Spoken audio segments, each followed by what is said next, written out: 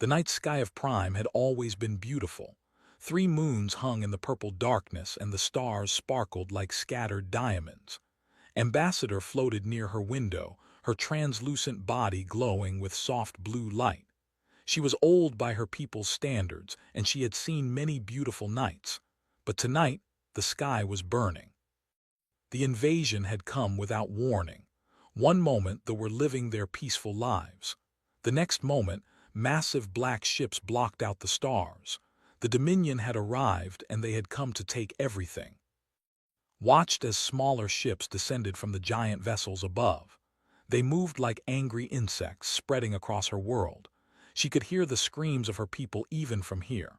They had no weapons. They had no army. They had never needed such things. For 10,000 years they had lived in peace on their low-gravity moon, floating through their crystal cities, creating art and music and poetry. Now that peace was ending. A young rushed into her chamber. His name was, and he was her assistant.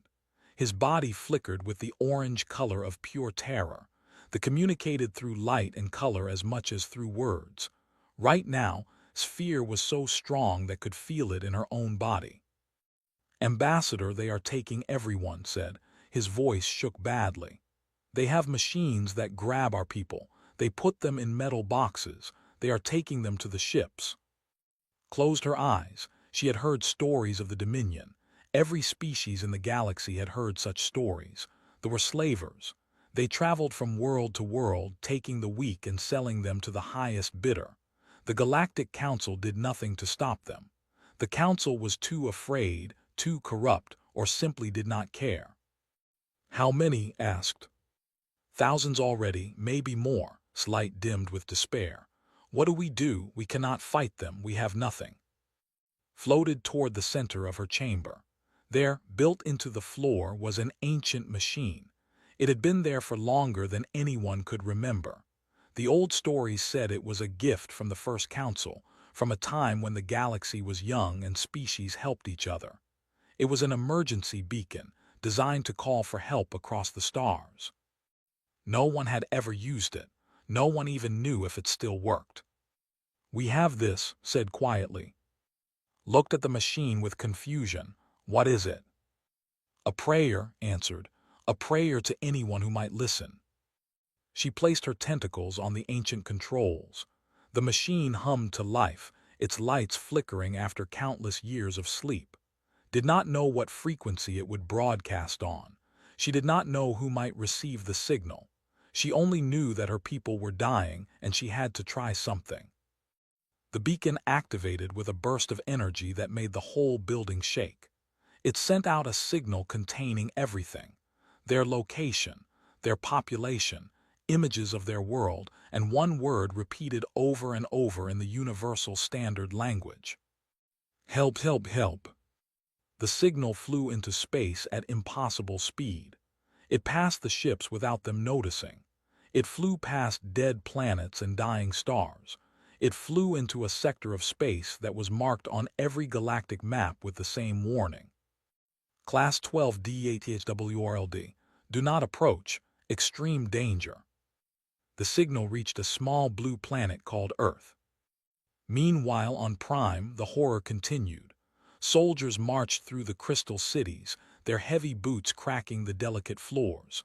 They wore black armor and carried weapons that sparked with cruel energy.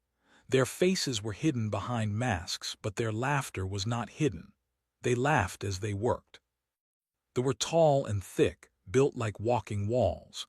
Their home world had high gravity and harsh conditions, which made them strong and tough. They had long ago decided that strength gave them the right to take whatever they wanted. The weak existed to serve the strong. This was their only law. Commander stood on the bridge of his flagship, watching the harvest with satisfaction. His yellow eyes glowed in the dim light as he studied the numbers on his screens. 10,000 captured so far. By morning, it would be 50,000. The buyers would pay well for these creatures. Their bioluminescent bodies were considered beautiful by many species. They would make excellent decorations, servants, or worse. Commander, one of his officers said, we detected an energy pulse from the surface. some kind of communication signal. Made a sound of amusement. A distress call, how sad, let them call, no one will answer. Should we destroy the source? Why bother? Turn back to his screens. There is no species within range that would dare challenge us. The Galactic Council has already been paid to look away. These creatures are alone. The officer checked his instruments again. The signal went toward the Forbidden Sector, Commander. For a moment felt something cold in his stomach. The Forbidden Sector. Every spacefaring species knew about it. Long ago, the First Council had discovered a world of nightmares, a planet where everything was designed to kill. The gravity was crushing, the atmosphere was poison, the water was acid, and the life forms were monsters beyond imagination. The Council had placed warning beacons around the entire sector. They had prayed that whatever evolved on that death world would never reach the stars. But that was ancient history. Surely nothing could have survived there. Surely nothing could have become intelligent. The very idea was impossible. It does not matter, said, pushing away his fear. Focus on the harvest. I want this world emptied by sunrise. Far below, Ambassador held close as soldiers broke down the doors of her chamber. She did not resist as they put restraints on her tentacles. She did not cry out as they dragged her toward their ships. She only looked up at the stars and hoped that somewhere, somehow, someone had heard her prayer. She did not know that her prayer had reached the most dangerous species in the galaxy. The humans were coming. Captain Vance was drinking her third cup of coffee when the signal arrived. She sat in the command chair of the UNSC Prometheus, a heavy cruiser patrolling the edge of human space. It was supposed to be a quiet shift. Nothing ever happened out here near the Sol exclusion zone. The galaxy had decided long ago that humanity's corner of space was too dangerous to visit. That was fine with. Humanity had only discovered faster-than-light travel 20 years ago. They were still learning about the galaxy, still figuring out their place among the stars. So far, that place seemed to be the monsters everyone avoids. Had seen the warnings on alien star maps. She knew what they called Earth. A planet of nightmares. She found it almost funny. Earth was home. Earth was beautiful. Yes, it had hurricanes and earthquakes and volcanoes. Yes, its animals included sharks and lions and venomous snakes. Yes, humans had spent most of their history fighting each other, but it was still home. Captain, we have something strange on the long-range receivers. Looked up from her coffee. Lieutenant Park, her communications officer, was frowning at his console. His fingers moved quickly across the controls. Define strange, said. It is a distress signal. Very old encryption, maybe thousands of years old, but the message is clear. Park looked up with confusion in his eyes. It just says help, over and over. Set down her coffee, source. A moon in the system, about 6 hours away at maximum speed. Park hesitated. Captain, that system is in Council space. If we go there, we would be entering territory where humans are not exactly welcome. Was already pulling up information on her own console. The system, a low-gravity moon orbiting a gas giant. Population approximately 2 million. Species classification, a peaceful civilization with no military capability. Why would they be sending a distress signal? Muttered. Her first officer, Commander Jackson, stepped closer. He was a big man with gray hair and worried eyes. Could be anything, natural disaster, disease, or... He did not finish the sentence. Finished it for him, or someone is hurting them. She entered commands into her console. Accessing the intelligence reports that human ships had gathered over the past 2 decades. Humanity had been watching and listening, learning everything they could about their new neighbors. Not all of what they learned was good. The Dominion, slavers, raiders, monsters who wore the skin of civilized beings. They took what they wanted and sold what they took. The Galactic Council officially condemned them but unofficially accepted their bribes. No one stopped them. No one could stop them. Pulled up ship movement data. 3 days ago, a fleet had been spotted moving toward the system. Jackson, she said quietly, look at this. Her first officer studied the data. His face grew hard. Slavers, they are raiding those people right now. And those people just called for help, stood up. Park, open a channel to the 4th Expeditionary Fleet, Priority Alpha. Park's eyes went wide. Captain, that is the entire fleet. You cannot mobilize them without approval from Fleet Command. Then get me Fleet Command. The communication took several minutes to establish. When Admiral's face appeared on screen, he looked tired and annoyed. He was back on Earth, probably enjoying a comfortable office while sat in a metal box millions of miles from home. Captain Vance, this better be important. Admiral, we received a distress call from the system. Intelligence suggests the Dominion is conducting a slave raid there right now. His expression did not change, and I am requesting permission to respond. Said the word like it was obvious. The system is in Council space. We have no treaties with them, no agreements, no obligations. Sending warships into their territory could start a diplomatic incident, or worse, a war. Felt her hands tighten into fists. Admiral, those people are being taken as slaves, right now, while we talk. That is not our problem, Captain, leaned forward. Humanity is new to this galaxy. We are not strong enough to go around picking fights. We stay in our space, we build our strength, and we survive. That is the mission. With respect, sir, what is the point of surviving if we become the kind of species that ignores suffering? His eyes narrowed. Be careful, Captain. You are very close to insubordination. I am very close to doing the right thing. There is a difference.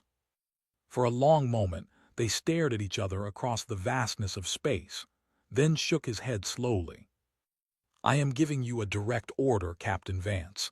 Do not enter the system. Do not engage do not start a war that humanity cannot win. Is that understood? Nodded once. Understood, Admiral. The screen went dark. Jackson was watching her carefully. Captain, what are we going to do? Was silent for a moment. She thought about the signal still playing on their receivers. Help, help, help. She thought about whoever they were being dragged from their homes. She thought about what it meant to be human. Humans were not the strongest species. They were not the oldest or the most advanced, but they had something that seemed rare in this cold galaxy. They cared. Park said calmly, send a message to every ship in the 4th Fleet. Personal code, captain to captain. What should I say? Smiled, but there was no warmth in it, only determination. Tell them we received a distress call. Tell them innocent people are dying. Tell them I am going to help with or without permission, and anyone who wants to join me should spin up their engines now. She sat back in her chair. Then plot a course for the system, maximum speed. Jackson stepped closer, lowering his voice. This could end your career. It could end you in prison. Maybe, picked up her coffee and took a long drink. But I am not going to sit here and listen to people scream for help while I do nothing. That is not who I am. That is not who we are. Within an hour, 12 warships had answered her call. 12 captains who decided that doing right was more important than following orders. Together, they burned through space toward the system. The Dominion had no idea what was coming. Commander was in a good mood. The harvest was going better than expected. His soldiers had already captured more than 60,000, and there were still several hours until sunrise. The slave markets would overflow with his prizes. The credits would flow like water. He was thinking about how he would spend his share when the alarm started screaming.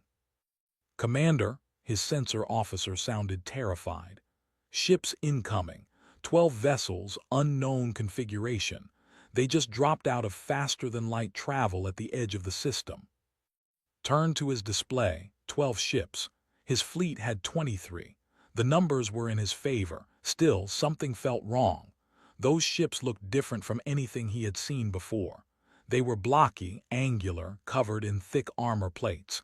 They looked less like spacecraft and more like flying fortresses. Unknown configuration, growled. What species? The sensor officer checked his readings again. Then his face went pale beneath his scales. Commander, the energy signatures match the forbidden sector. These ships are from the... The bridge went silent. Every knew the stories. Every had heard the warnings. There was supposed to be a nightmare place where nothing civilized could survive. The idea that something from there had built ships, had traveled to the stars, had come here. That is impossible, said, but his voice shook slightly. They are hailing us, Commander. Forced himself to stand straight. He was a commander of the Dominion. He had conquered dozens of worlds. He would not show fear in front of his crew. Put them on screen. The image that appeared made his blood turn cold. The creature looking at him was terrifying. It had smooth skin, small forward-facing eyes like a predator, and a face marked with old scars. It wore a gray uniform covered in strange symbols. Behind it, other creatures moved with quick, efficient motions. They looked like hunters. They looked like killers. When the creature spoke, its voice was calm and flat. Somehow that made it worse. This is Captain Vance of the United Nations Space Command. You have 60 seconds to release your prisoners and withdraw from this system. Stared at the screen. This creature was threatening him. This thing from a forbidden planet thought it could give orders to the Dominion. You dare speak to me this way? Laughed, though the sound came out wrong. I have 23 warships. You have 12. I will destroy your pathetic fleet and add your species to my cargo. You will make excellent slaves. The human did not react. Her expression did not change at all. 50 seconds, she said. All ships, shouted. Attack formation, destroy these animals. The fleet moved. 23 warships turned toward the human vessels, weapons charging, engines burning hot. It should have been a simple victory. The numbers were clear. The outcome was certain. Then the humans started fighting. Watched in horror as his fleet came apart. The human ships moved like nothing he had ever seen. They did not fly in careful formations like civilized vessels. They flew like wild beasts, spinning and diving and changing direction in ways that should have torn them apart. Targeting computers could not lock onto them. Weapons could not hit them. But human weapons hit everything. Bright lines of light shot from the human ships. Did not know what they were, some kind of accelerated projectile that moved faster than plasma, faster than lasers, faster than anything he had ever encountered. The first volley punched through 3 vessels like they were made of paper. Fire and debris exploded into space. Return fire, screamed. All weapons return fire. His ships fired everything they had. Plasma bolts filled the void.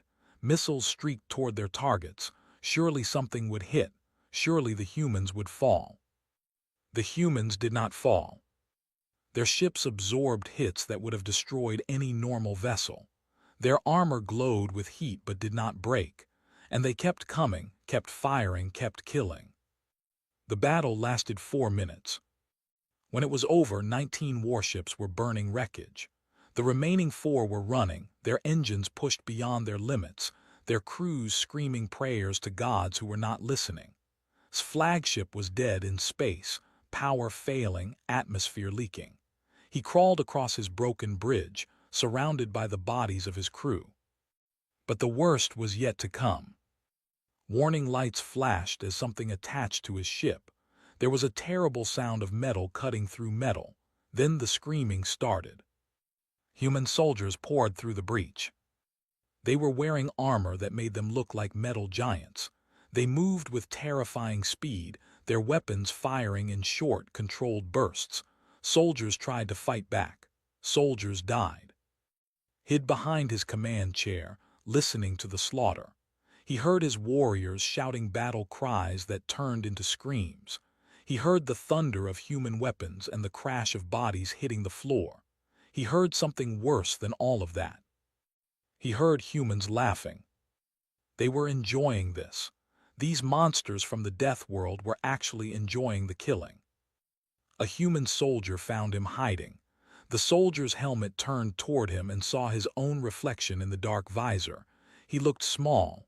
He looked weak. He looked like prey. "Please," whispered, "please, I surrender. I will do anything." The human reached down and grabbed him by the throat, lifting him off the floor with one hand. Even through the armor, could feel the impossible strength. How could anything be this strong? How could anything survive the gravity that would produce such muscles? "Where are the prisoners?" the human asked. "The cargo hold, deck 7, they are all there, I swear."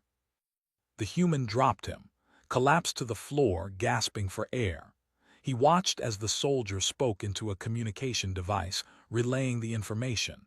Within minutes, other humans were moving through the ship, heading for the cargo hold. Heading for the... Lay on the floor of his ruined bridge and thought about all the worlds he had raided, all the species he had enslaved, all the people who had begged for mercy just like he had begged. He had never listened to them. He had laughed at their weakness. Now he understood what it felt like to be weak. The galaxy had spent thousands of years warning everyone about the... They had built barriers and placed beacons and spread stories of horror, but they had made one terrible mistake. They had assumed there would be evil. They had never considered that there might be heroes. Ambassador had given up hope. She floated in a dark metal container with hundreds of her people, their bodies pressed together in the tight space. The air was bad. The fear was worse. The around her glowed with the dim purple of despair, their lights flickering like dying candles. Some had stopped glowing entirely. Some had stopped moving. Had lived a long life. She had seen her world grow and prosper. She had watched children learn to float for the first time. She had created art and written poetry and loved deeply. Now all of that was ending in a cold metal box, surrounded by the fading light of her people. Then she heard the explosions. At first she thought they were killing them. Perhaps the slavers had decided they were not worth the trouble. Perhaps death had finally come. She closed her eyes and waited for the end. Instead, she heard shouting in a language she did not understand. She heard heavy footsteps running on metal floors. She heard the scream of cutting tools against the container walls. Light poured in as the wall fell away. Blinked against the brightness. Standing in the opening were figures from a nightmare.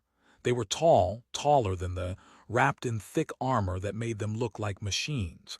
Their helmets hid their faces. Their hands held weapons still smoking from recent use. The around her screamed. They tried to push away from these new monsters, their bodies flickering with terror. They had escaped one horror only to face another. Then one of the armored figures removed its helmet. Underneath was a face, a strange face covered in smooth, pale skin, with small eyes and a flat nose and a mouth that curved upward in the corners. It was not beautiful by standards. It was not beautiful by any standards new, but something in that face made her pause. The creature was smiling, and somehow impossibly the smile looked kind. "It is okay," the creature said slowly, carefully forming words in universal standard. "You are safe now. We heard your signal. We came to help." Floated forward, her old body trembling. "Who are you?" "My name is Sergeant Maria Santos. I am a human from a planet called Earth." The human's smile widened. "We are the ones who answered your call." Humans had heard that word before. It appeared in the oldest records, in the darkest warnings. Monsters from a forbidden planet, the most dangerous species the galaxy had ever known. But this human was not acting like a monster. More humans entered the container, their helmets removed, their weapons lowered. They spoke to thee in soft voices, helping them move toward the exit. One human carefully picked up a child who was too weak to float, carrying the small creature against its chest like something precious. Watched in amazement. These gentle giants who touched her people like they were made of glass. Sergeant Santos guided through the ruined ship. Everywhere she looked, she saw dead.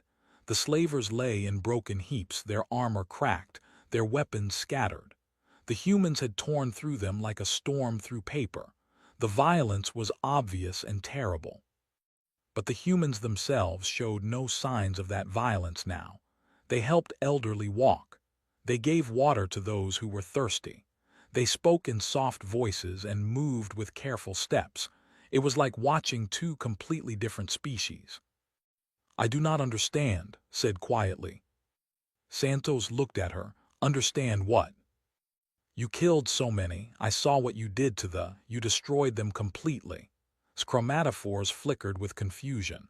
"But now you are so gentle. How can you be both things?" Santos was quiet for a moment. When she spoke, her voice was thoughtful. "On my planet there is an old saying. We are kind to those who deserve kindness, and we are something else to those who hurt the innocent." She helped through a doorway. "They were hurting you. They deserved what they got. You were hurting no one. You deserve protection. But we are strangers to you. You do not know us. Why would you risk your lives for strangers?" Santos stopped walking. She knelt down so her eyes were level with his. The human's face was serious now, but still kind. "Ambassador, do you know what my people did before we reached the stars? We spent thousands of years fighting each other. Wars, violence, hatred. We nearly destroyed ourselves more times than I can count." She paused. "But we also spent those years learning. Learning that the strong should protect the weak. Learning that suffering should be answered, not ignored. Learning that being able to fight is not the same as wanting to fight." She stood up again. "We came because you asked for help. We came because we could help. That is enough. That will always be enough." Felt something warm growing in her chest. It was a feeling she had not expected to feel again. Hope. The humans brought to their ships. Inside, there were rooms prepared with blankets and food and medical equipment. Human doctors examined the injured with technology that seemed like magic. Human soldiers who had been killing machines an hour ago now sat with frightened children, telling them stories and making them laugh. Captain Vance came to see personally. The human captain was smaller than her soldiers, but carried herself with quiet authority. She had the same strange, warm smile that seemed to be common among humans. "Ambassador, I want you to know that your people are safe now. We will return you to your moon as soon as our doctors clear everyone." Vance's eyes were serious. "And if they ever come back, they will find us waiting." "Why?" asked the question she could not stop asking. "Why do this for us?" Vance thought about it for a moment. "Because someone was hurting you and we could stop it. Because ignoring suffering does not make you safe. It makes you a coward. Because my species spent a long time learning that the measure of strength is not what you can take, but what you can protect." She gently touched his tentacle. "The galaxy thinks we are monsters. Maybe we are. But we are monsters who protect the weak and punish the cruel. And maybe that is exactly what this galaxy needs." Looked around at the humans caring for her people. Warriors who could kill without hesitation, now feeding children and bandaging wounds. Destroyers who had become protectors. She did not understand humans. She suspected she never fully would. But she was very, very glad they had answered her call. The Galactic Council had not held an emergency session in over 300 years. The last time had been when a star went supernova and destroyed 4 inhabited worlds. Before that, it had been a plague that threatened to spread across the galaxy. These were events worthy of gathering every species, every ambassador, every leader in known space. Today, the Council gathered because of something far more terrifying. They had arrived. The Great Hall of the Council was enormous, a massive dome floating in space, filled with representatives from over 2,000 species. They sat in rising circles around a central platform, their bodies ranging from small insect-like creatures to massive blob-shaped beings the size of houses. They communicated through translators that turned every language into one. They had gathered to discuss the impossible. High Counselor, an ancient being who looked like a walking tree, called for silence. The hall slowly grew quiet, though whispers of fear continued to rustle through the crowd. 3 days ago, began, a fleet of human vessels entered the system. They engaged and destroyed a Dominion battle group consisting of 23 warships. He paused to let this sink in. The battle lasted less than 5 minutes. The whispers became shouts. Representatives argued with each other. Some demanded immediate action. Others begged for calm. The ambassador stood up and pointed toward the screen showing the human fleet. "This is an act of war," the representative screamed. "These primitives attacked our ships without provocation. They murdered our citizens. The council must respond with force." "Your ships were conducting a slave raid," a quiet voice replied. "Your citizens were taking innocent people from their homes." The hall went silent. The voice had come from the central platform. A holographic image flickered to life, showing a human female in a gray uniform. Captain Vance stood calmly, her hands clasped behind her back, her eyes moving across the thousands of alien faces watching her. "I am Captain Vance of the United Nations Space Command," she said. Her voice was steady and clear. "I am here to speak on behalf of humanity." The ambassador laughed, though the sound was nervous. "You are here to apologize. You are here to beg for mercy. Your species is young and weak. You cannot stand against the combined might of this council." Vance smiled slightly. It was not a warm smile. "I am not here to apologize. I am not here to beg. I am here to deliver a message."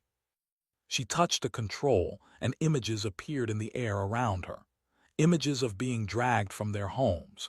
Images of children being separated from their parents. Images of suffering that had been ignored by every species in this room. They sent a distress signal. They asked for help. My people heard that signal and we responded. Vance's voice hardened. "We did not ask permission. We did not consult with this council. We saw innocent people being hurt and we stopped it. That is what humans do." "You cannot simply interfere in the affairs of other species," another representative shouted. "There are laws, there are agreements, there are 63,000 people who would be slaves right now if we had followed your laws," Vance cut in. "Your laws protected the slavers, not the slaves. Your agreements allowed them to take whatever they wanted while the rest of you watched. Your council accepted bribes to look away from suffering." The hall erupted in noise. Representatives screamed denials and accusations. The ambassador demanded that the humans be arrested. Others called for peace, for calm, for reason. High Counselor raised his branches for silence. Slowly, the noise died down. "Captain Vance," said carefully, "you must understand our position. The Dominion is powerful. Confronting them risks war on a galactic scale. The Council has always believed that maintaining peace is worth certain compromises." "I understand your position perfectly," Vance replied. "You are afraid. You would rather allow evil than risk fighting it. You have decided that some lives are worth less than your comfort." The silence that followed was absolute. "Humanity does not share that belief," Vance continued. "We spent thousands of years on our world learning one simple truth: evil wins when good people do nothing. We decided long ago that we would not be the ones doing nothing." She stepped forward, and her image seemed to fill the entire hall. "Let me be very clear. Humanity is not here to conquer. We have no interest in your territories or your resources or your power. We are not going to start a war with this council or anyone else." Her voice dropped lower. "But we are also not going to ignore suffering. We are not going to look away when the weak are being hurt. We are not going to let fear stop us from doing what is right." The ambassador stood again. "And what happens when we take revenge on them? What happens when we return with a larger fleet and finish what we started?" Vance looked at him with something that might have been pity. "Then we will come back, and we will bring more ships, and we will destroy everything you send until you understand that some targets are not worth the cost." She paused. "They are under human protection now. So is every other species that asks for our help. Attack them and you attack us. I promise you that is not a war you want to fight." The hall was completely silent now. Every species, every representative, every leader in the galaxy was staring at this human and trying to understand what they were seeing. For thousands of years they had feared They had built walls and placed warnings and told stories about the monsters from the forbidden planet. They had assumed that when they finally reached the stars, they would be conquerors. They would be destroyers.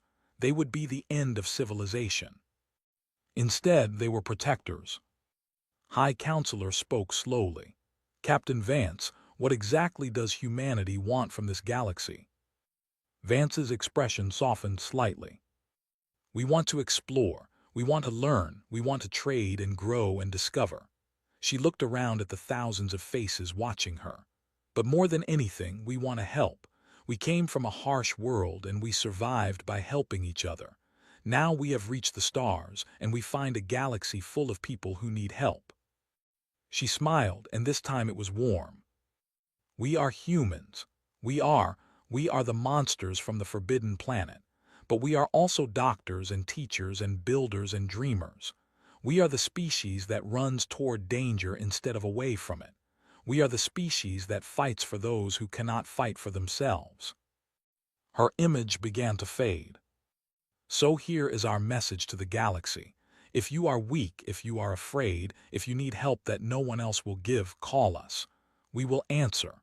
We will come. And we will make sure that whoever is hurting you learns a very important lesson." The image flickered one last time. "Nobody hurts the innocent while humans are watching. Nobody." The transmission ended. The hall remained silent for a long, long time.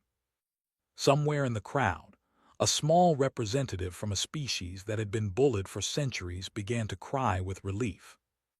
They had come to the galaxy, and against all expectations they had brought hope. The galactic conquered had ruled the stars for 40,000 years.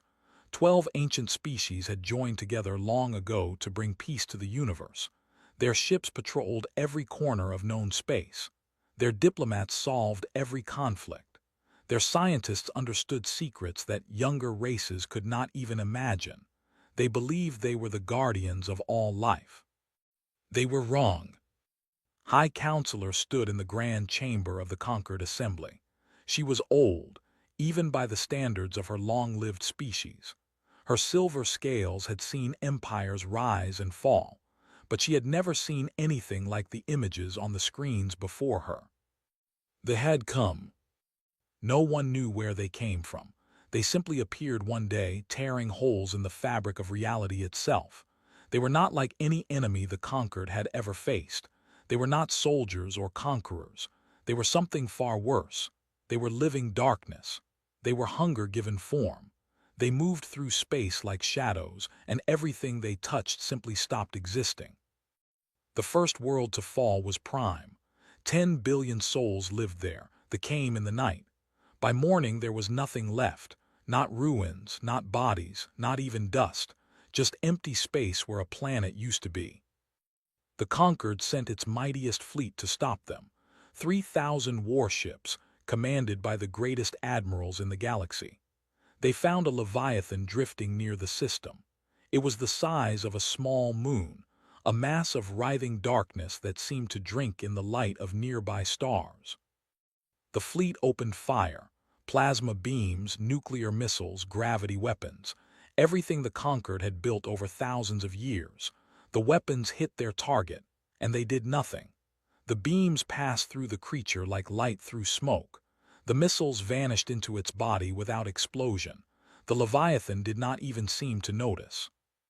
Then it attacked. Tendrils of darkness reached out across the void. Ships that cost billions to build and took decades to construct were simply erased. Crews of thousands vanished without a scream. In less than an hour, the greatest fleet in galactic history was gone. After that, the dying began in earnest. World after world fell silent. The spread across the galaxy like a plague. They could not be stopped. They could not be reasoned with. They could not even be understood. The conquered scientists studied them desperately, but every probe they sent was consumed. Every theory they developed proved wrong. Counselor watched the death toll climb higher each day. Billions became tens of billions. Tens of billions became hundreds of billions. Ancient civilizations that had existed since before the conquered was formed simply ceased to exist. The other counselors argued endlessly. Some wanted to flee to distant galaxies. Some wanted to surrender and hope that would show mercy. Some had simply given up and waited for the end. But remembered something. Deep in the archives of the conquered, there was a device that had never been used. It was built in the earliest days of the Alliance, when the founders still feared that someday they might face a threat beyond their power to defeat. They called it the Universal Beacon. The beacon could send a message across every frequency, every dimension, every plane of existence. It would reach not just this galaxy, but every corner of reality. If anyone anywhere could help them, the beacon would find them. Many counselors thought it was foolish. Who could possibly answer? The conquered was the most advanced civilization in the known universe. If they could not defeat who could? But was desperate. She activated the beacon herself. The message was simple. To any who hear this, we are the galactic conquered. We are dying. An enemy we cannot defeat is destroying our worlds. Please help us. The message went out into the void, and the universe was silent. Days passed, then weeks. They continued their advance. More worlds died. Hope faded like a candle in the wind. Then on the 31st day, a reply came. It came from a region of space that the conquered had marked as forbidden long ago. The charts called it the quarantine zone. Inside that zone was a single star system with a small yellow sun and a blue-green planet third from its center. The conquered had discovered the natives of that planet 10,000 years ago. They were primitive creatures, short-lived, fragile. They fought among themselves constantly. They had barely mastered fire when the conquered found them. The conquered had debated what to do with them. Some wanted to uplift them, to teach them the ways of advanced civilization. Others wanted to study them like animals in a zoo. In the end, they simply built a barrier around the entire system and forgot about them. The primitives were not worth the trouble. The species was called human. Counselor read the reply with trembling hands. The message was short and direct. Message received. We have analyzed your data on the enemy, calculating transit vectors now. Estimated arrival time 4 standard days. Hold the line, we are coming. The other counselors did not believe it. The humans, those primitive creatures from the quarantine zone, they had been isolated for 10,000 years. They probably still lived in caves and hunted with spears. What could they possibly do against the? But notice something strange in the message. The humans had said they analyzed the data. That meant they had technology advanced enough to decode conquered transmissions. They mentioned transit vectors. That meant they had faster-than-light travel, and they spoke with a confidence that seemed almost impossible given the situation. She ordered her archivists to search for any recent information on the human species. What they found made her blood run cold. The quarantine barrier had been damaged in a cosmic storm 300 years ago. For 3 centuries, the humans had been free to observe the galaxy, and they had been very busy. The archivists found traces of human activity across dozens of systems, hidden outposts, concealed sensor networks, ships that moved too fast to track. The humans had been watching the conquered for hundreds of years, learning, preparing, and building something in the darkness beyond known space. Counselor stared at the star map. Somewhere out there, the species they had dismissed as primitive was coming to save them. She did not know what they would bring. She did not know if they could succeed. But for the first time in months, she felt something she had almost forgotten. Hope. Deep beneath the surface of Earth's moon, Admiral stood in the war room of Unified Terran Command. She was a small woman with gray hair and calm eyes that had seen more battles than she could count. Around her, Dozens of officers watched holographic displays that showed the death of a galaxy. Red dots marked worlds that had fallen to the... There were so many red dots now that parts of the map looked like they were bleeding. Blue dots showed the remaining conquered forces, scattered and retreating. The numbers told a simple story. The galaxy was dying. General, a large man with a face, broke the silence. They ignored us for 10,000 years. They put a wall around our entire solar system like we were animals in a cage. They called us primitives. And now they are begging, said another officer. Admiral raised her hand. The room went quiet. I understand your anger, she said. The conquered treated us poorly. They decided we were not worth their time. They locked us away and forgot about us. She paused and looked around the room. But that is not the question we must answer today. The question is simple. Do we watch billions die when we have the power to save them? No one spoke. We have spent 300 years preparing for this moment, continued. We built our fleet in secret. We developed weapons that the conquered cannot imagine.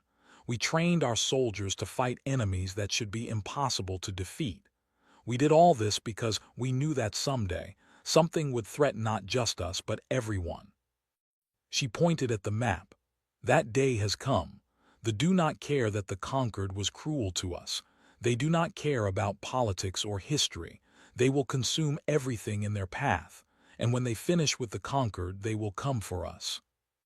General nodded slowly. So we fight. We fight, Admiral agreed. Not for revenge, not for recognition. We fight because it is the right thing to do. We fight because that is what humans do. The vote was taken. It was unanimous. Within hours, the signal went out to every hidden base in the solar system and beyond. In the asteroid belt, where humanity had built shipyards that no alien sensor could detect, lights began to flicker on. Engines that had been cold for years began to warm up. Crews that had trained their entire lives for a moment they hoped would never come rushed to their stations. The Dreadnoughts woke up. Each ship was a fortress of metal and fire.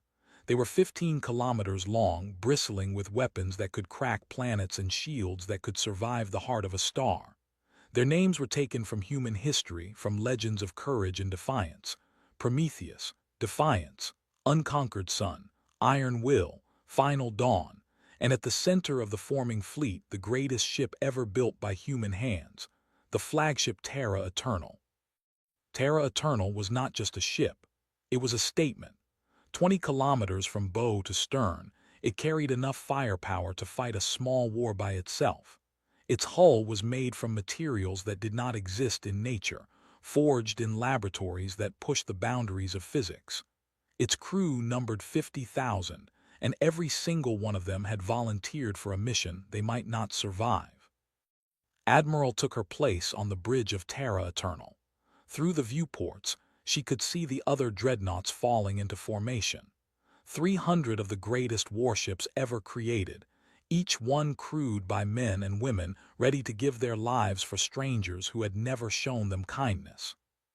Behind the dreadnoughts came the support fleet, 10,000 smaller vessels, carriers filled with fighter craft, hospital ships ready to treat the wounded, supply ships carrying enough ammunition to fight for years, troop transports holding 50 million soldiers, the finest warriors humanity had ever produced.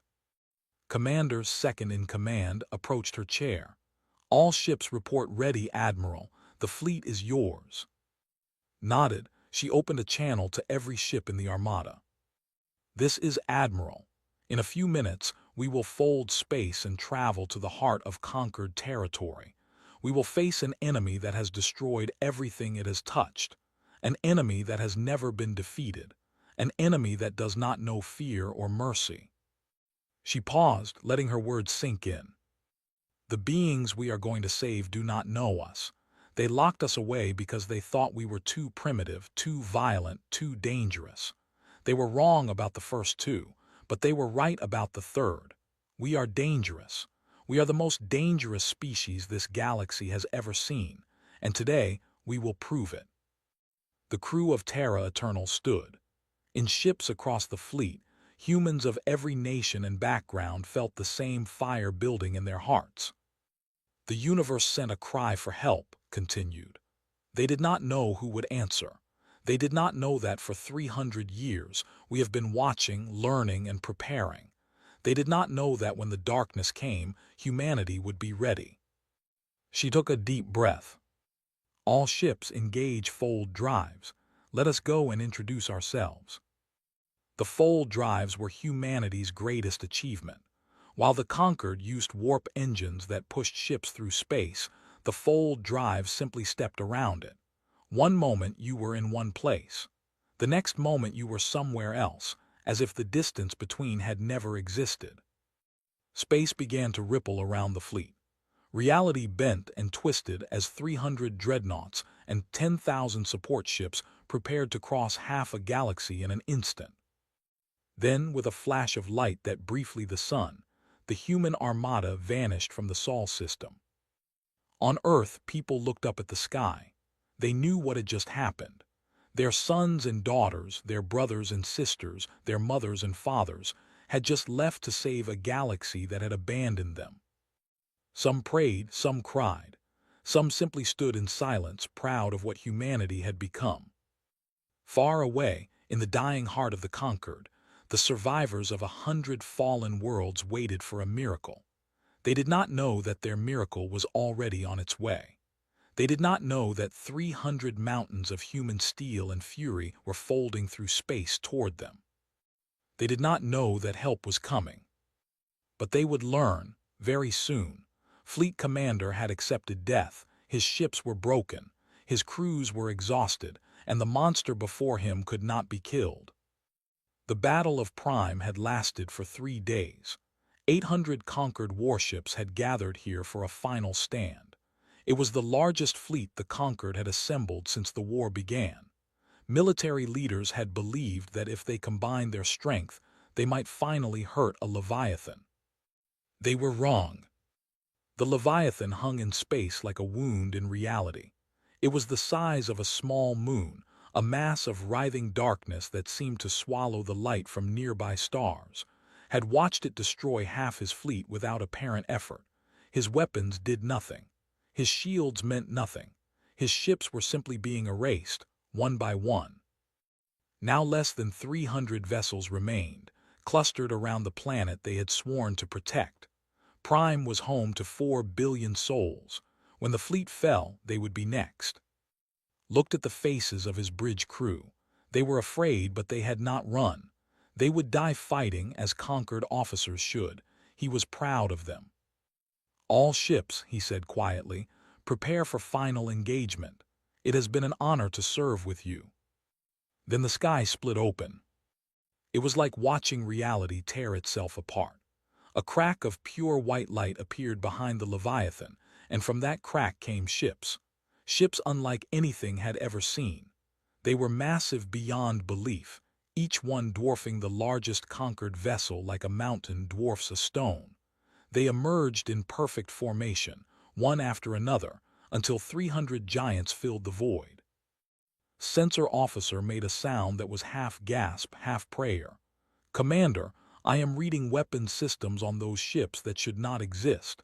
Power signatures that exceed anything in our databases. What are they?" Before could answer, his communication system activated. A human voice filled the bridge, calm and confident.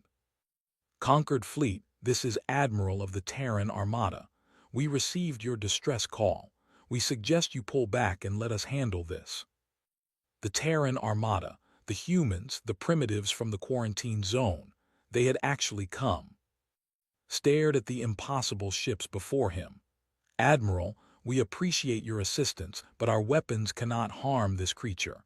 What can you possibly do that we have not tried?" He could almost hear the smile in her response. "Watch and learn." The dreadnought at the front of the human formation was named Prometheus. It was 15 kilometers of gleaming metal and hidden death. As the Leviathan turned toward these new arrivals, Prometheus opened fire. A beam of light erupted from the human ship, but it was not like any weapon had seen before. It burned with the intensity of a star. It was, he would later learn, exactly that. The humans called it a stellar lance. They had found a way to capture the fire of suns and focus it into a weapon. The beam struck the Leviathan. For the first time in the entire war, a screamed. The sound was not heard in space. There was no air to carry it, but every being within 1,000 kilometers felt it in their minds. A cry of shock and pain and something that might have been fear. The Leviathan, the immortal monster that had destroyed worlds without effort, was burning. The human fleet moved like a single organism. More stellar lances fired from a dozen ships, pinning the Leviathan in place with walls of artificial sunlight. Then came the torpedoes. The humans called them reality anchors. They struck the Leviathan and detonated, and wherever they hit, the creature became solid. Its darkness became matter. Its immunity became weakness. It could no longer shift between dimensions. It could no longer let attacks pass through its form. It was trapped in normal space. And in normal space, it could be killed. Human fighter craft swarmed out of carrier ships by the thousands. They were small and fast and piloted by men and women whose minds were directly linked to their machines. They dove into the gaps in the Leviathan's form, deploying charges that collapsed its internal structure. They died by the hundreds, but they never stopped coming. The great dreadnoughts continued their assault. Prometheus, Defiance, Iron Will, they fired again and again, their weapons tearing chunks out of the creature that had seemed so invincible. The Leviathan thrashed and screamed, trying to escape, trying to flee back to whatever dimension had spawned it. But the reality anchors held it firm. It took 3 hours. When it was over, the Leviathan was dead. Its massive corpse drifted in space, already beginning to dissolve. Around it, the human fleet regrouped, battered but unbroken. They had lost ships. They had lost lives, but they had won. Sat in his command chair, unable to speak. Around him, his crew wept with relief. They had been certain of death, and instead they had witnessed a miracle. His communication system activated again. Conquered fleet, the threat is neutralized. We are dispatching medical and engineering teams to assist with your wounded and damaged vessels. Please provide coordinates for any civilian populations that require evacuation. The humans were not just warriors realized. They were rescuers. They had come not just to fight, but to help. Within hours, human shuttles filled the space around the conquered fleet. Human doctors, using medical technology that the conquered had never seen, treated wounded aliens whose biology they had only read about in books. Human engineers repaired damage that conquered technicians said was beyond fixing. Human soldiers stood guard over refugee ships, their weapons ready to face any threat. High Counselor arrived on the flagship Terra Eternal to meet Admiral in person. The old alien looked at the human woman with eyes that held a mixture of shame and wonder. "We quarantined your species," said. "We dismissed you as primitives. We left you alone for 10,000 years. Why would you help us?" Admiral looked at the counselor. There was no anger in her eyes, no satisfaction, only a calm certainty that seemed to come from somewhere deep in the human soul. "Because you needed help," she said simply. "That is what humans do." Had no response. She simply bowed her head, a gesture of respect that her species had not shown to anyone in thousands of years. The war was far from over. There were many, and they would not stop coming. But for the first time since the nightmare began, the galaxy had hope. The humans had arrived. The war for the galaxy lasted 2 years. Every day brought new battles. Every week brought new losses. And through it all, humanity refused to break. Admiral stood in the command center of Terra Eternal, studying the galaxy map. So much had changed since they arrived. The scattered survivors of the conquered had around the human fleet. Species that had not fought a war in centuries now trained alongside human soldiers. Scientists from a dozen worlds worked together in laboratories aboard human ships, searching for new ways to hurt the. But the enemy was vast. The Leviathan they killed at Prime was just one of hundreds, smaller creatures numbered in the thousands, and they kept coming, pouring through dimensional rifts that opened without warning across the galaxy. Commander approached with a status report. His face was tired. Everyone was tired now. The 7th Fleet reports another rift opening near the system. 3 Leviathans and approximately 200 lesser entities. Fleet Commander is engaging. Nodded was good, one of the best, but 3 Leviathans at once was a hard fight for anyone. Send the Unconquered Sun and Defiance to support him, and tell the conquered forces in that sector to evacuate civilians immediately. Hesitated. Admiral, if we send those ships to, we will have nothing left to defend the supply lines to Prime. Then we will defend them ourselves. His voice was firm. Terra Eternal will hold the line until support returns. This was the reality of the war. There was never enough. Never enough ships, never enough soldiers, never enough time. The humans stretched themselves across a galaxy, trying to be everywhere at once, trying to save everyone they could.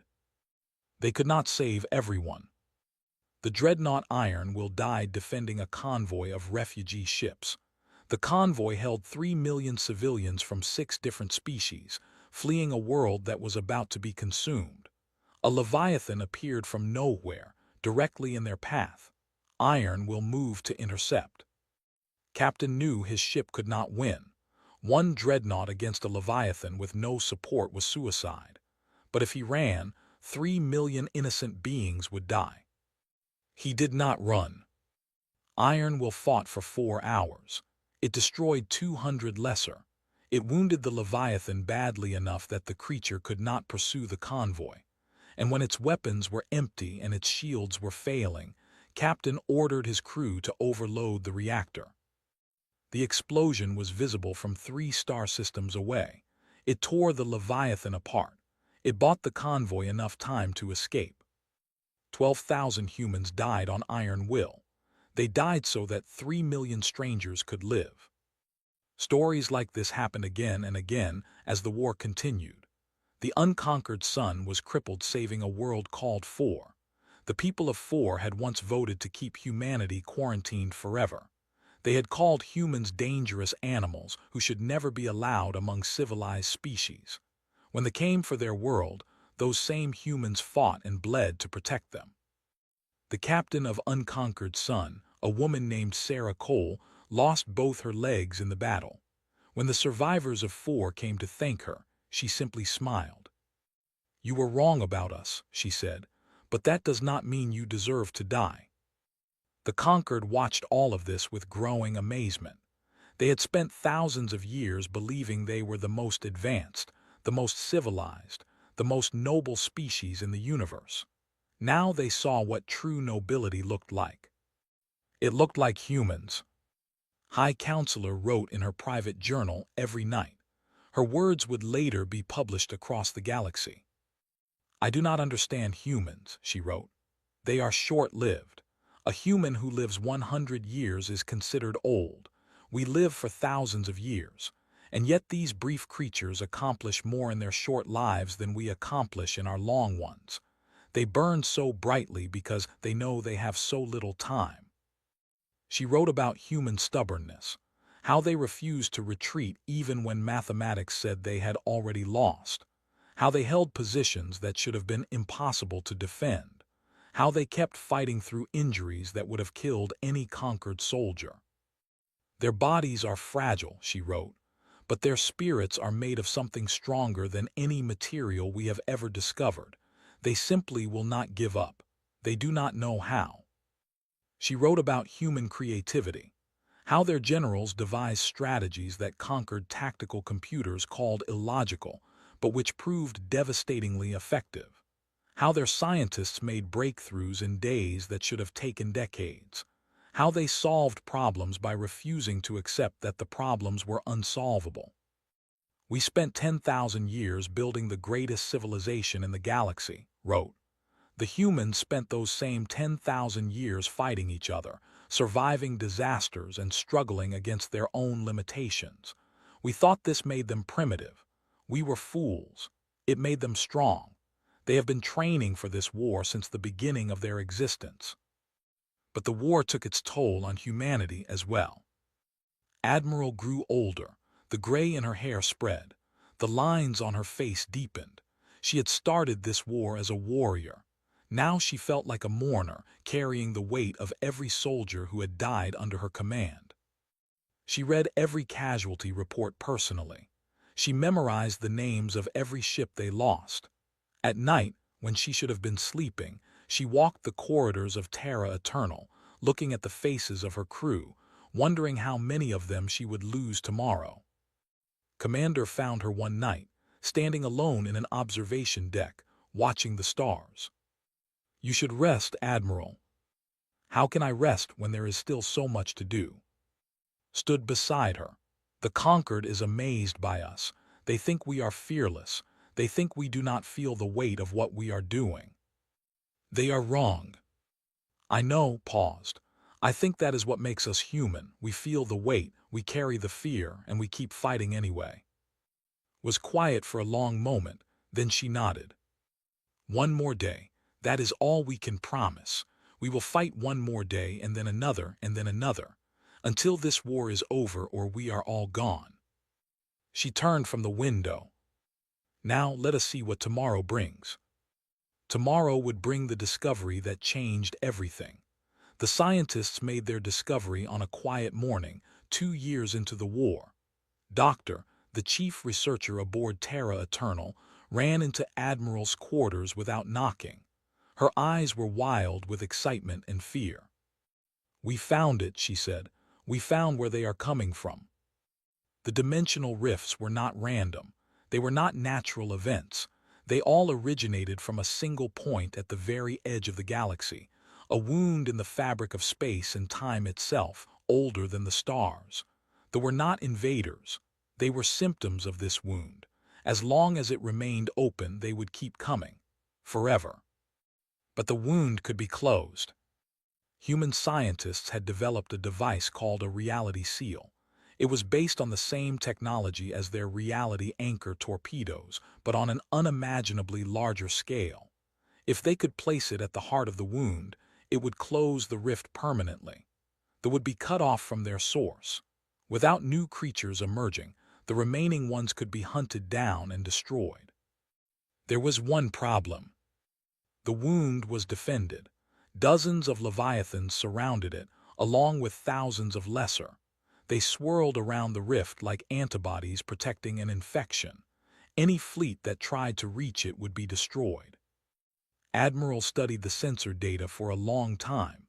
Then she looked up at her officers. "Prepare the fleet for final deployment." Commander stepped forward. "Admiral, this is a suicide mission. Even with everything we have left, we cannot fight through that many enemies. Anyone who goes will not come back."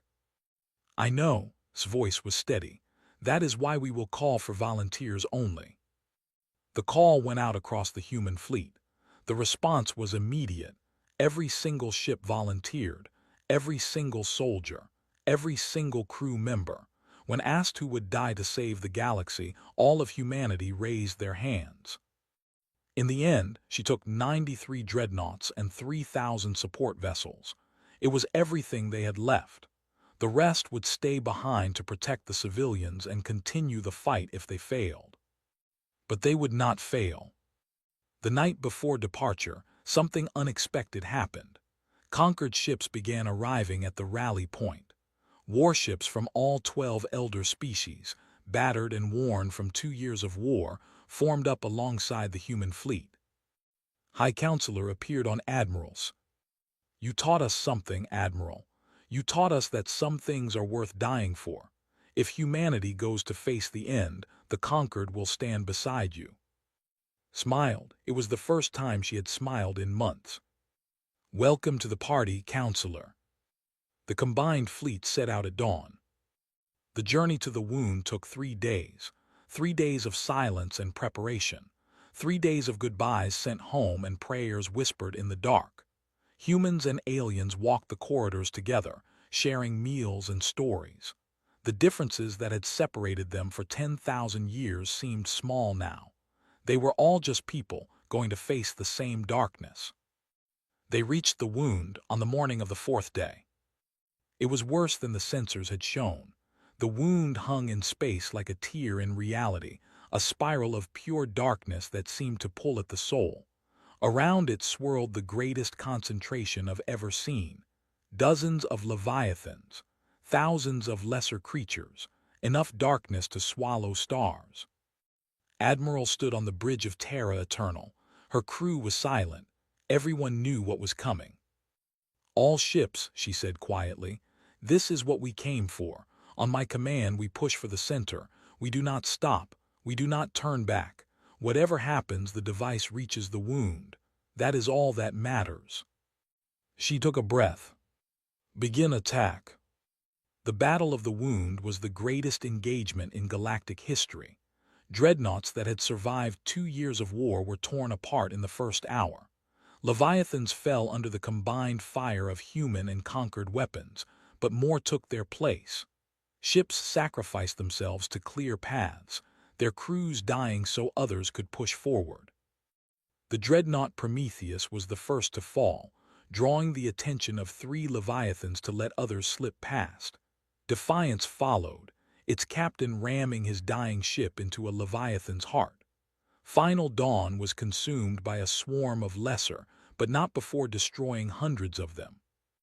One by one, the great ships died, but with each death, the fleet pushed closer to the wound.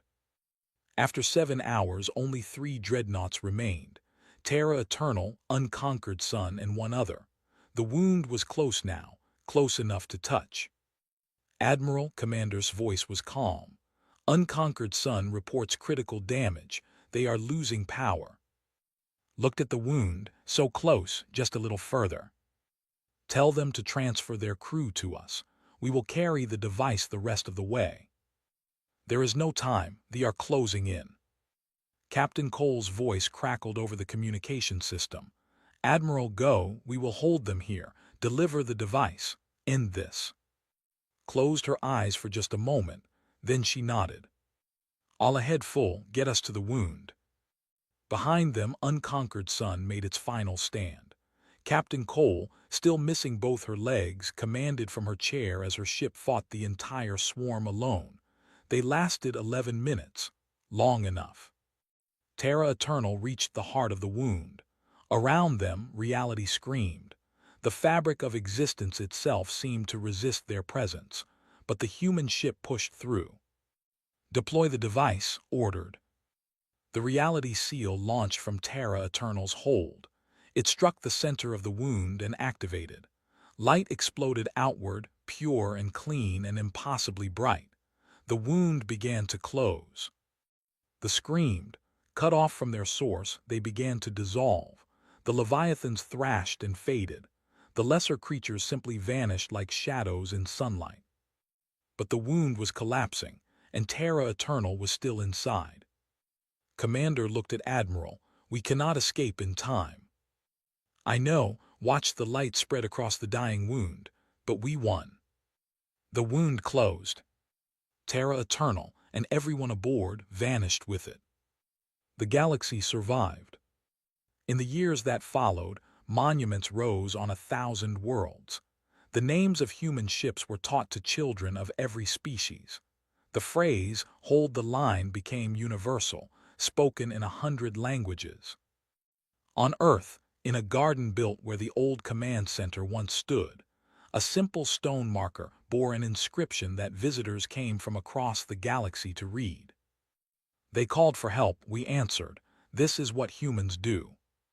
The conquered rebuilt. Humanity rebuilt. And when darkness threatened again, as it always does, the beings of the galaxy looked to the stars and remembered. They remembered that once, a universe had cried out in despair. And humanity had answered.